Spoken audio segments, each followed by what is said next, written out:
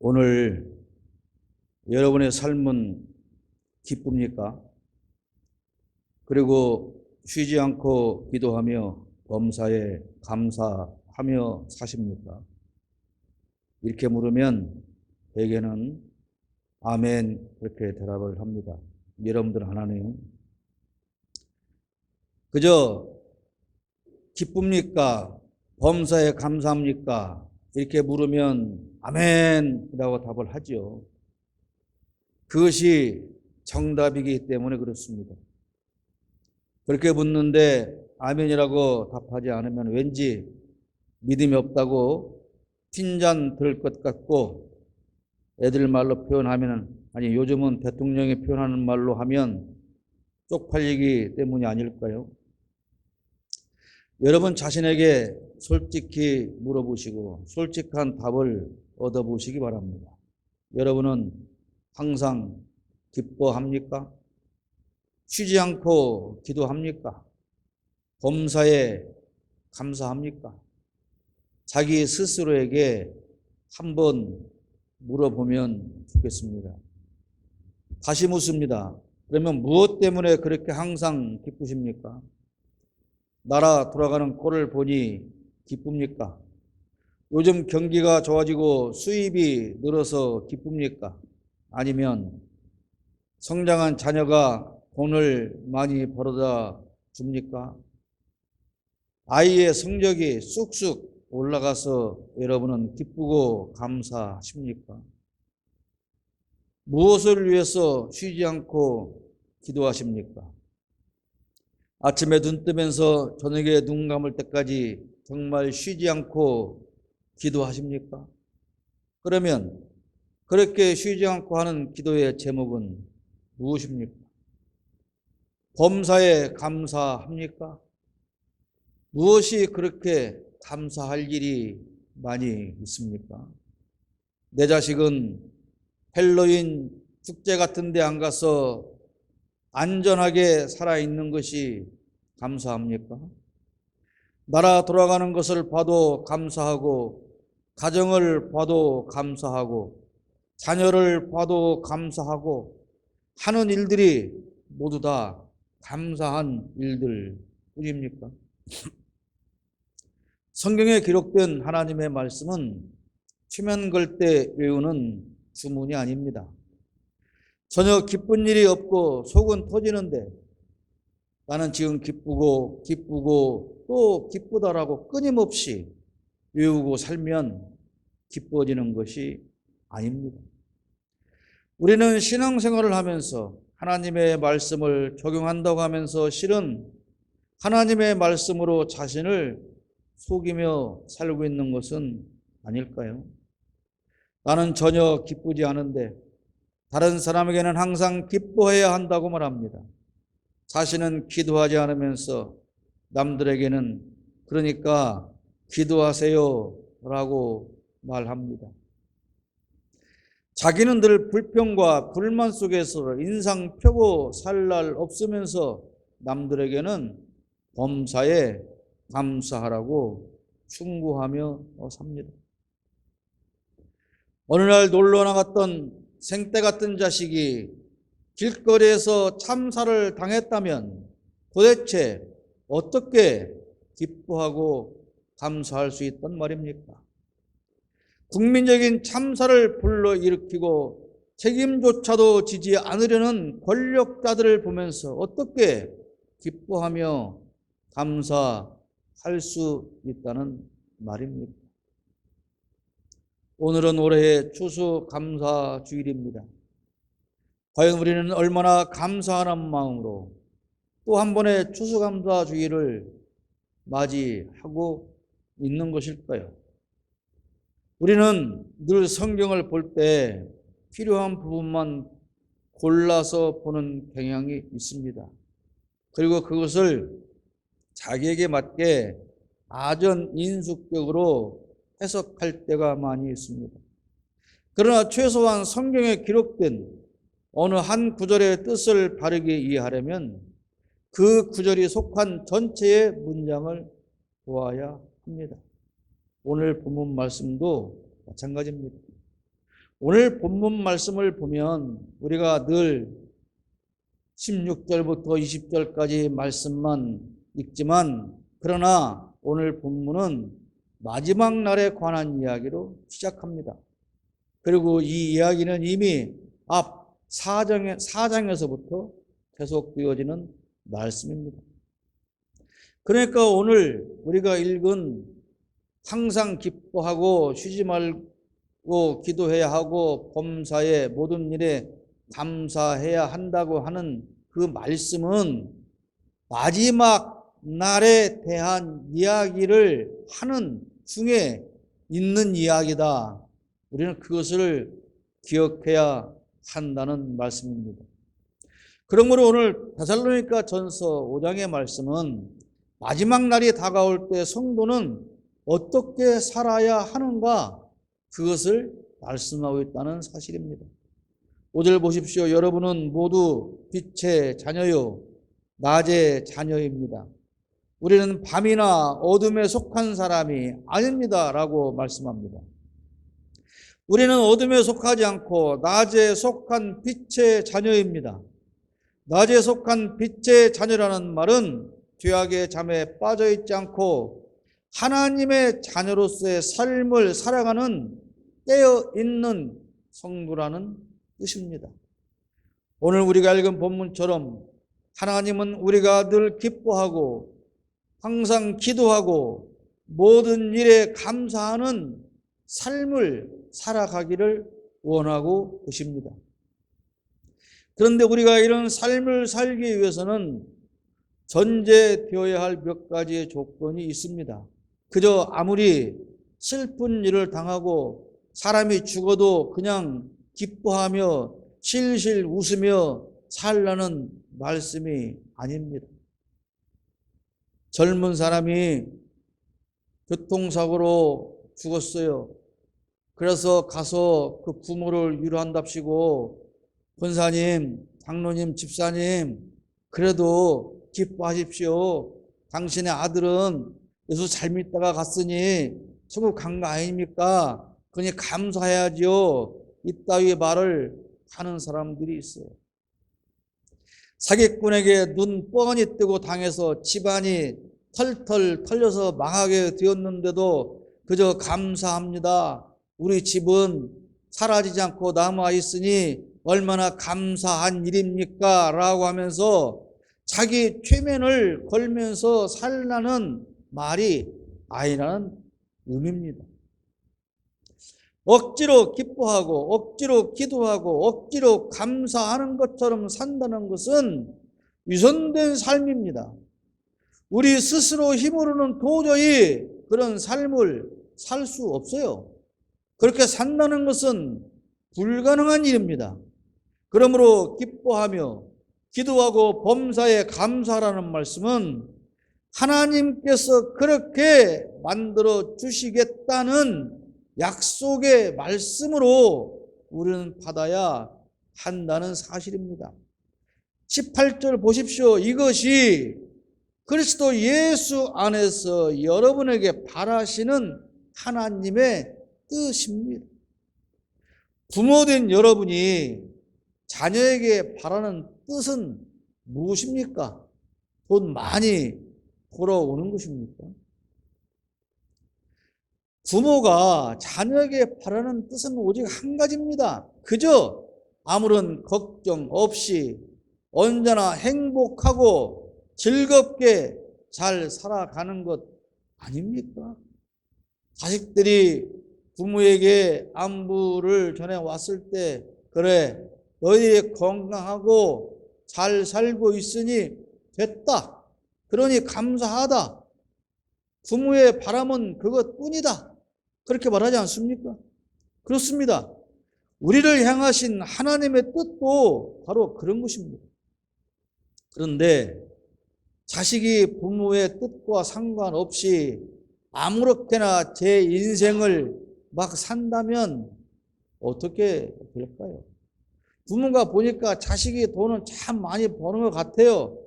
그런데 정확히는 모르지만 그렇게 떳떳하고 정당한 방법으로 많은 돈을 버는 것 같지가 않아요. 그래서 늘 걱정이 됩니다. 그 자식이 부모의 안부를 물어요. 그럴 때 부모가 그래 아무렇게나 수단과 방법 안 가리고 돈 많이 버니까 참 기쁘다 그렇게 말하지 않지 않습니까? 자식은 부모가 원하고 바라는 뜻대로 살아야 되는데 부모의 뜻과 상관없이 제 인생을 아무렇게 산다면 그것은 문제가 있는 삶이죠. 오늘 본문에서 우리에게 주시는 말씀이 바로 그런 것입니다. 어떻게 살아야 할까요? 그러므로 우리는 다른 사람들처럼 잠자지 말고 깨어 있으며 정신을 차립시다 라고 6절에 말씀하고 있습니다. 반드시 밤에 깨어 있어야 할 사람들이 있습니다. 국가와 국민의 안전을 책임져야 할 사람들입니다. 이번 12구 이태원 참사의 원인이 무엇입니까?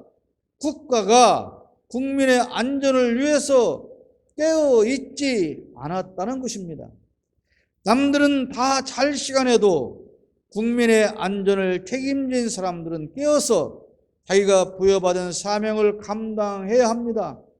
깨어서 국민을 지키지 않은 사람들이 한결같이 자기의 책임은 아니라고 항변합니다. 단순히 깨어있는 것으로 그치는 것이 아니라 자기가 해야 할 일을 철저히 감당해야 합니다. 참사 후 우리 국민은 지금 국가에게 그것을 묻고 있는 것입니다. 왜 국가가 국민의 안전을 위해서 해야 할 일을 하지 않았느냐? 지금 국민은 국가에게 그렇게 묻고 있는 것입니다. 그런데 그들은 내 책임이 아니야 라고 말을 합니다. 그러므로 국민에게 사과해야 할 이유도 없다고 입을 꾹 쳐닫고 있는 것 아닙니까?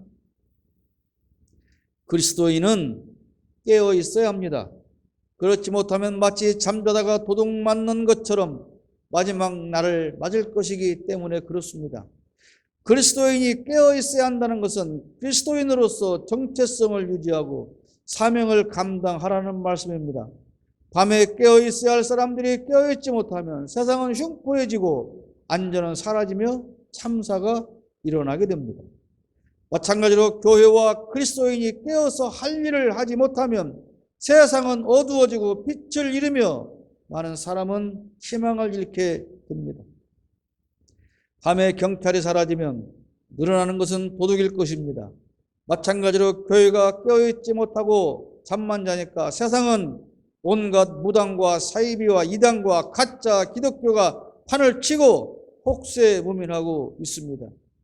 세상에서 정의와 공정은 사라지고 불법과 부도덕이 넘치고 있습니다. 그런데 목사는 강단에서 항상 기뻐하고 쉬지 말고 기도하고 범사에 감사하라고 그렇게만 외치고 있습니다. 그리고 교인들은 그 말을 듣고 그 말을 주문처럼 외워대고 있습니다. 생각해 보십시오. 밤에 깨어서 정신 차리고 도둑을 막아내야 그 결과로 기뻐하고 감사할 것 아니겠습니까? 밤에 잠만 퍼 자다가 일어나 보니 도둑이 들어서 전 재산을 다 훔쳐 가져갔는데 기뻐하고 감사해요?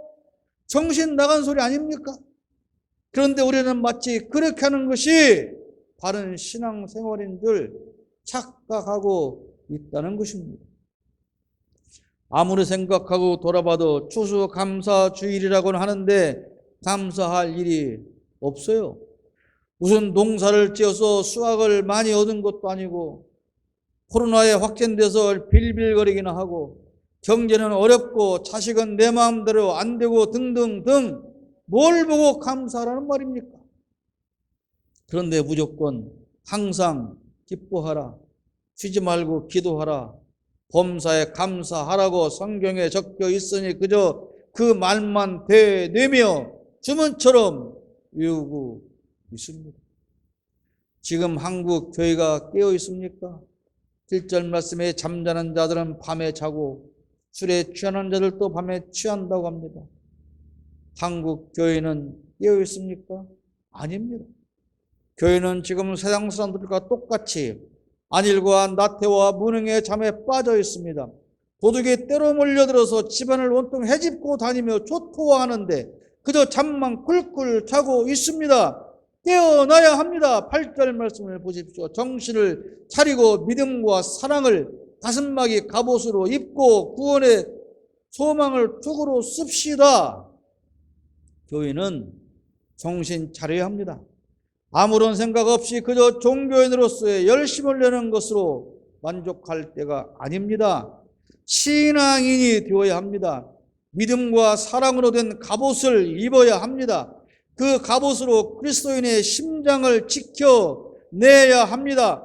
전장에서 전사가 가슴을 찔리면 죽는 것 아닙니까? 그리스도인이 그리스도의 심장을 잃어버리면 그는 그리스도인이 아닙니다. 당신의 가슴에 그리스도의 심장이 살아있는지를 확인하시기 바랍니다. 그리스도의 뜨거운 심장을 가지고 세상 사람들에게 소망을 주어야 합니다. 믿음과 사랑을 가지고 그리스도의 심장을 지켜내야 합니다. 믿음은 그저 당신 혼자 구원받고 혼자 잘 먹고 잘 살다가 죽어서 천국에 가는 그런 것이 아닙니다. 내가 그리스도인으로서 사명을 감당하며 깨어서 정신 차리고 사랑을 실천하는 삶을 살 때 이 세상은 좀 더 밝아진다는 믿음을 가지라는 것입니다. 14절 말씀에 무질서하게 사는 사람을 훈계하고 마음이 약한 사람을 격려하고 힘이 없는 사람을 도와주고 모든 사람에게 오래 참으십시오 라고 기록하고 있습니다. 우리는 빛의 자녀이고 낮의 자녀라고 위 5절에서 말씀하셨습니다. 그렇다면 빛이요 낮의 자녀인 우리가 이 어두운 시대에 할 일이 무엇이냐? 그런 말입니다. 그리스도의 심장을 가지고 깨어서 정신 차리고 할 일이 무엇이냐? 그 말씀이에요. 방금 말씀에 그렇게 말씀하고 있지 않습니까? 무질서하게 사람을 훈계하라고 말입니다. 지금 이 나라를 무질서하게 만드는 사람들은 누굽니까? 무당과 이단 사이비와 가짜 기독교 지도자들과 손잡은 무도한 정권 아닙니까? 그렇다면 최소한 교회 지도자들은 강단에서 어떤 메시지를 전달해야 할까요? 저들을 훈계해야 하는 것 아닙니까? 세상에서 어떤 일이 생겨도 상관없이 그저 열심히 믿어라, 신앙생활을 잘해야 복 받는다라는 공허한 외침으로 메아리만 만들어 낼 게 아니지 않습니까? 12.9 참사의 원인을 밝히라고 서울 시내 한복판 아스팔트에서 옷째 투지하며 외치는 승려들을 보면서 여러분 기독교인들은 무엇을 느낍니까? 희생당한 아이들의 소중한 이름을 하나씩 부르며 간절히 기도하는 천주교 사제들의 절규를 들으며 당신들만 구원받는다고 생각하는 여러분들은 어떤 생각을 하고 있습니까? 정치가 싫어서 관여하지 않는다고요? 뉴스를 안 보고 산다고요? 듣지 않고 보지도 않으면 옳고 그름을 어떻게 판단합니까? 보고 들어야 누가 옳고 무엇이 옳고 잘못된 것인지를 알고 알아야 그 잘못된 것에 대하여 훈계를 할 것 아닙니까? 시민들이 길거리에 쏟아져 나왔어 부도덕한 무당 정권 물러나라고 참사의 원인을 규명하라고 외치는데 왜 당신들은 그 잘난 예수 잘 믿는 당신들은 침묵하고 있는 것입니다.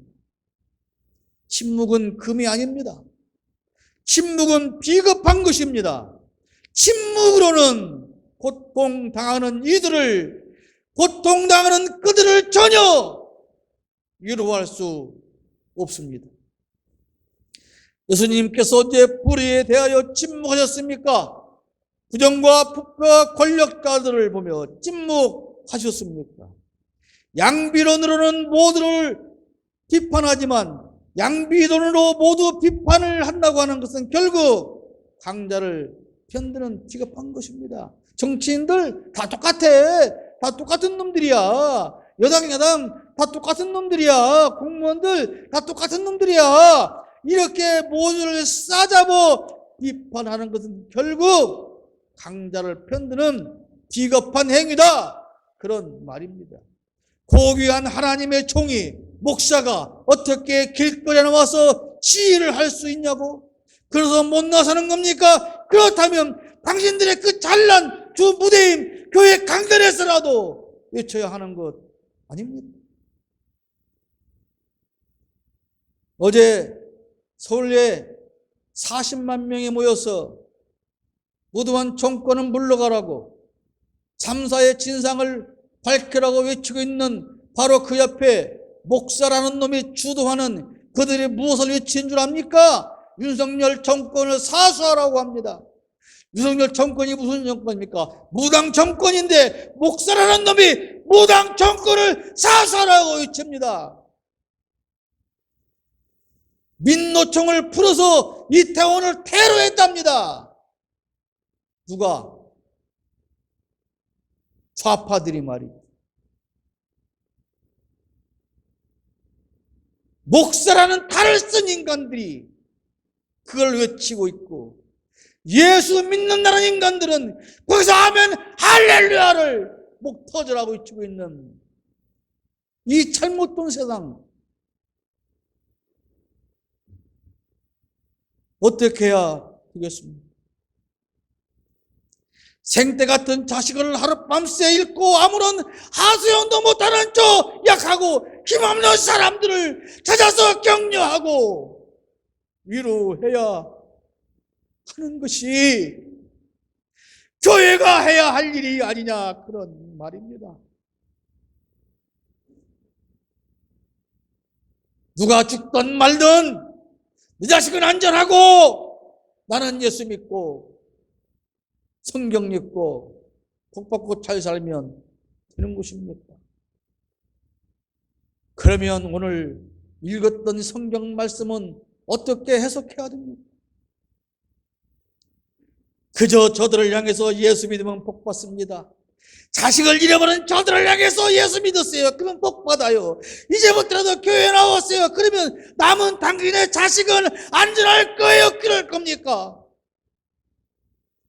아니면 오늘 본문을 들이대면서 보세요. 성경에 있잖아요. 여러분 자식이 둘인데 하나 죽었잖아요. 그래도 하나는 남았잖아요. 그러니 기뻐하고 감사해야 되는 거 아니에요? 이 남은 자식 잘 되라고 쉬지 말고 기도해야 되는 거 아니에요? 그렇게 살아야지요 라고 정신덕 빠진 소리를 해야 될 겁니까? 기뻐할 일이 있어야 기뻐할 것 아닙니까? 기뻐할 일이 있어야 쉬지 않고 기도할 것 아닙니까? 그래야 모든 일에 감사할 수 있는 것 아닙니까? 성경 말씀은 복 받으라고 줄줄 영혼 없이 외워대는 그런 주문이 아닙니다. 성경을 주문처럼 외우면서 자기 자신에게 스스로 되면 그런 것이 신앙생활이라고 착각하지 말기 바랍니다. 기뻐하고 기도하고 감사해야 한다고 그렇게 최면 걸어서 그런 삶이 이루어지는 것이 아니란 말입니다. 여러분은 빛의 자녀요 낮의 자녀입니다. 그러므로 어둠에 속하지 말고 깨어서 근신하며 믿음과 사랑으로 예수 그리스도의 심장을 가지고 약하고 힘든 자를 찾아가서 격려하고 위로하고 무질서한 자들을 향해서 외치고 훈계하기 바랍니다. 지난주에 윤석열 비행기 떨어져라고 비나이다 그러렸다가 사제직을 박탈당한 사람이 있죠. 그분의 이야기를 제가 오늘 읽었습니다.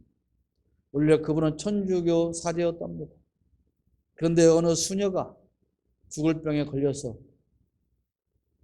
그 종신 수녀가 아니면 죽을 병에 들면 나와야 되는가 봅니다. 그런데 그 수녀를 살릴 방법이 없어서 이 신부가 서류상으로 혼인신고를 했답니다. 그러면 신부가 됩니까? 안 됩니까? 사제가 아니잖아요.